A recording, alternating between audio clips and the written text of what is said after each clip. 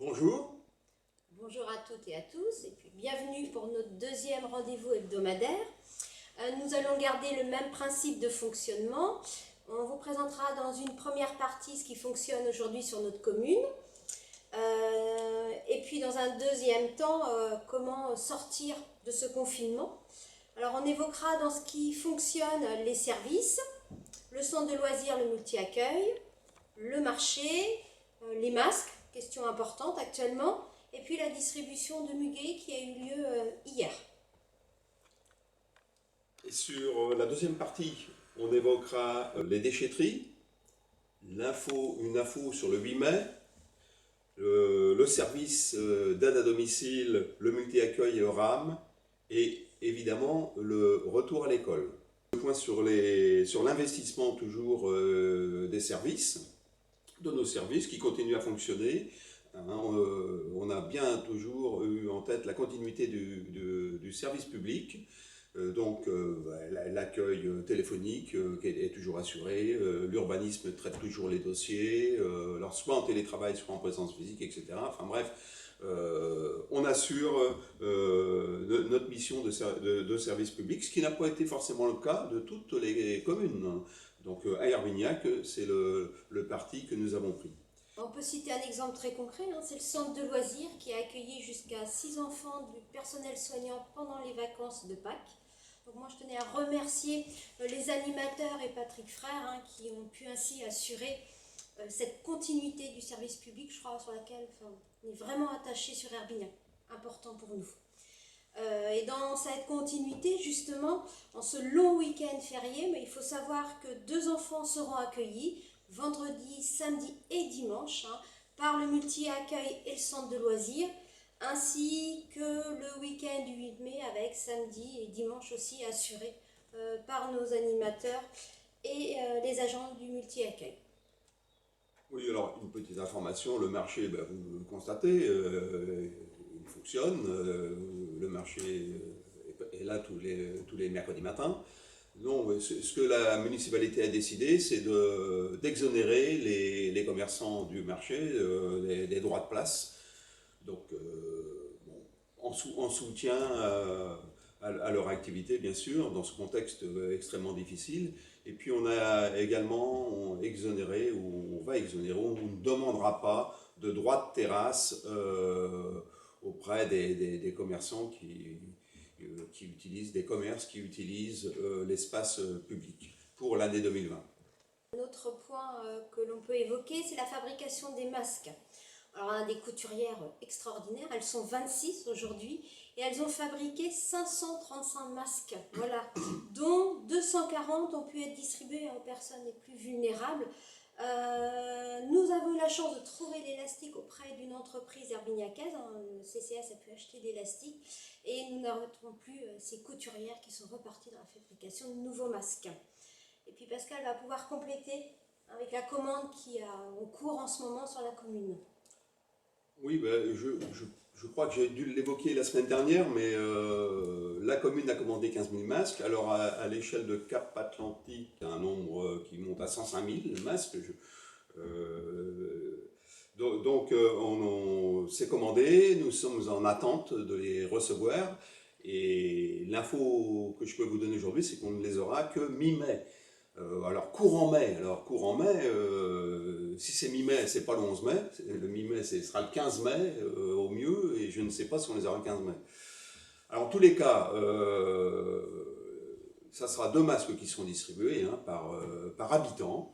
On a pris le parti de faire du boitage, donc on passera à faire la distribution dans vos boîtes aux lettres, mais avant de distribuer les masques, on fera un premier passage où on laissera dans vos boîtes aux lettres un flyer avec un coupon réponse et sur lequel on vous demandera de préciser combien au sein du foyer il y a d'adultes. Alors quand on dit adulte, c'est de personnes de plus de 12 ans.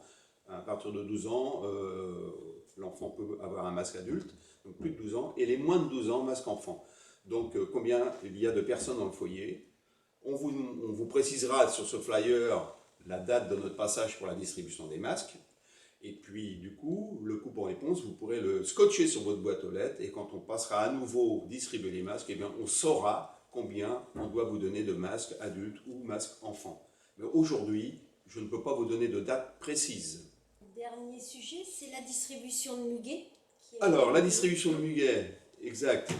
Il ne vous a pas échappé que aujourd'hui nous étions le 1er mai, vous avez vu le bouquet de muguet sur la table, et donc on a pensé qu'un brin de muguet ferait plaisir, notamment aux personnes âgées qui sont visitées par les aides à domicile de notre service d'aide à domicile.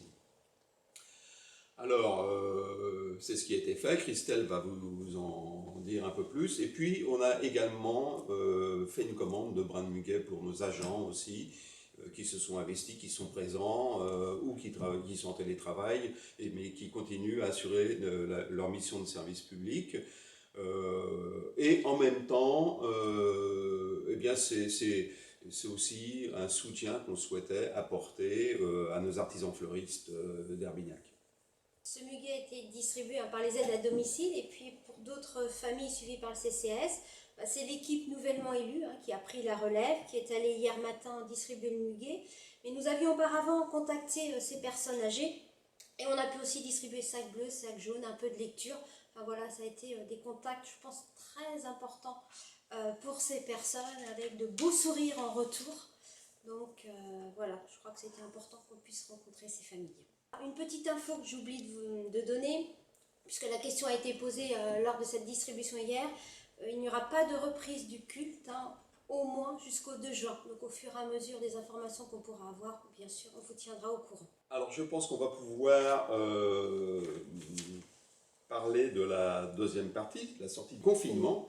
Et là, je vais vous donner une information sur les déchetteries. Dès lundi, 4 mai. En ce qui concerne Herbignac, la déchetterie de Caroline sera donc ouverte à tous les publics aux heures habituelles d'ouverture. Et puis, à partir du 11 mai, exceptionnellement, les horaires de la déchetterie de Trompas seront étendus. Le 8 mai, traditionnellement le 8 mai, il y a une cérémonie, bien sûr, en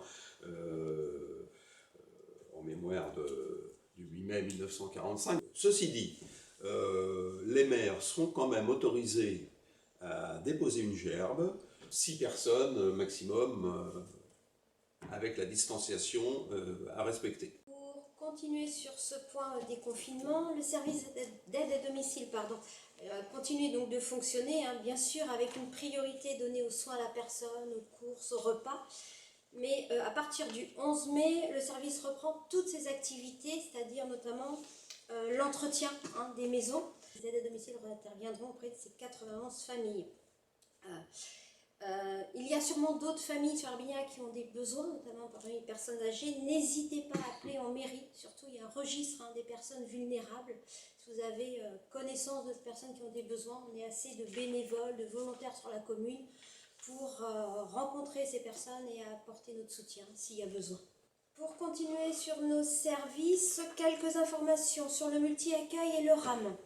Alors, des informations à prendre avec précaution. Les choses bougent beaucoup, on est aussi nous en attente, monsieur le maire vous le disiez tout à l'heure, d'informations, donc on essaye de s'adapter au mieux. Ce serait pour le multi-accueil une réouverture le 18 mai, alors je vais parler de réouverture probable, le 18 mai, avec un accueil maximal de 10 enfants. Donc il nous faut du temps pour mettre les mesures en place, rencontrer les partenaires, organiser une réunion pédagogique. Donc on réouvrira, mais vraiment quand les conditions seront bien remplies. Le RAM, c'est le relais assistante maternelle. Les 2 animatrices sont en télétravail actuellement, elles répondent aux parents, il y a un suivi. Une permanence sera organisée en mairie à partir du 22 mai. Ce sera bien sûr sur rendez-vous, avec un accès à l'extérieur, enfin tout est prévu, mais à partir du 22 mai, les parents pourront prendre rendez-vous. En ce qui concerne les services pour lesquels tout commence à s'organiser, et je l'ai bien dit avec précaution pour l'instant, parce que nous attendons encore des informations. Oui, le retour à l'école. Alors ça, quand je vous disais en introduction que on n'était pas au courant, on est au courant très tardivement en fait, ou tout au moins en même temps que vous, on n'a pas plus d'informations. Alors, on a très peu d'informations. euh, on a pris connaissance, j'ai pris connaissance hier d'une version projet du protocole sanitaire pour la réouverture des écoles maternelles et élémentaires du ministère de l'Éducation nationale. C'est une version projet qui fait quand même 63 pages. Hier, on l'a eu. Hein. Sur ces 63 pages, il y a bien sûr quelques pages de principes généraux, et il y a 10 fiches thématiques. Alors, la version définitive, on devrait l'avoir aujourd'hui. Aujourd'hui, c'est férié. Alors, donc, il n'y a personne en mairie, donc on ne pourra le regarder de très près que soit pendant le week-end, si on arrive à l'avoir, ou lundi. Alors, vous voyez que c'est compliqué. Bon, les services se mobilisent là-dessus. On a eu une réunion avec les services et puis les directrices des écoles publiques. Mais je sais qu'il y a eu une réaction la semaine dernière. On avait parlé des 2 écoles. Mais rassurez-vous, je suis en contact avec la directrice de l'école privée également. Parce qu'effectivement, le protocole sanitaire, ça sera le même. Hein. Alors, donc, je ne manquerai pas, dès que je l'aurai, mais la directrice peut-être de l'école Sainte-Marie le recevra, mais je le transmettrai dès que je l'aurai reçu. Parce qu'effectivement, le protocole, il faut que ça soit le même. Et puis, il faudra également qu'on se cale, école privée, école publique, notamment sur l'accueil pré- et post-scolaire, l'accueil des enfants avant la rentrée des classes et après la rentrée des classes. Mais c'est extrêmement difficile, extrêmement complexe. Il y a beaucoup de mesures à prendre en compte, notamment sanitaires forcément. Et combien d'enfants on accueillera en maternelle, en élémentaire, en sachant qu'en maternelle, il n'y aura pas de port de masque. Enfin, vous voyez, il y a beaucoup d'interrogations et on doit pouvoir répondre, ou vous répondre, vous les parents, dans un délai extrêmement contraint. Alors, c'est très difficile. Hein. Alors, et la semaine prochaine, eh ben, c'est une semaine de 4 jours à nouveau, puisque le 8 mai, c'est férié.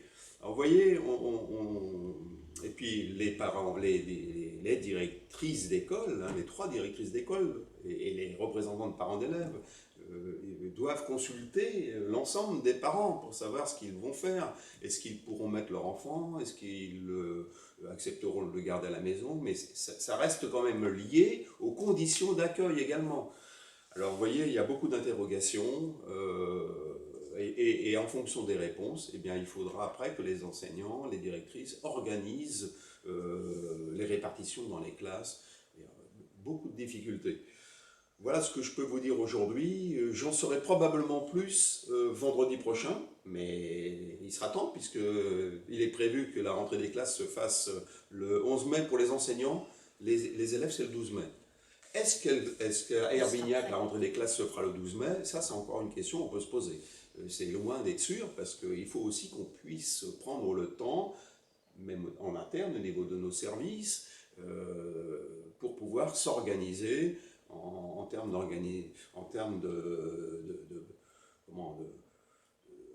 d'achat de produits, de répartition au niveau des personnels d'entretien, etc. Enfin, je ne veux pas être trop long parce que on pourrait dire beaucoup de choses, mais je veux surtout vous faire comprendre que c'est très compliqué. C'est très compliqué et complexe. Et le maire là-dessus, c'est encore au maire de prendre ses responsabilités.